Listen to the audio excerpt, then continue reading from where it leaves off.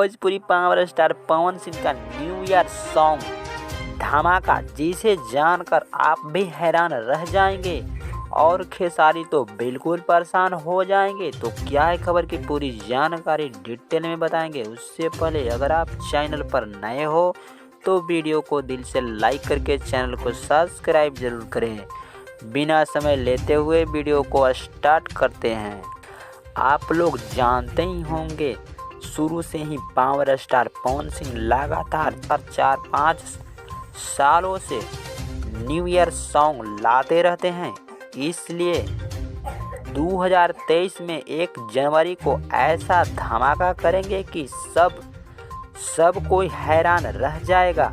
ऐसा ही होने वाला है क्योंकि एक गाना आने वाला है। गाना में नज़र आने वाले हैं पावर स्टार पवन सिंह और डिम्पल सी, जो हरी हरी ओढ़नी में दिखाई दी थी, वही न्यू ईयर सॉन्ग के साथ आ रही है। तो आप लोग हो जाइए तैयार, क्योंकि हैप्पी न्यू ईयर सॉन्ग बजेगा तो बजेगा, पावर स्टार पवन सिंह का गाना ही बजेगा। तो आप सब तैयार हैं? हमें कमेंट जरूर करें।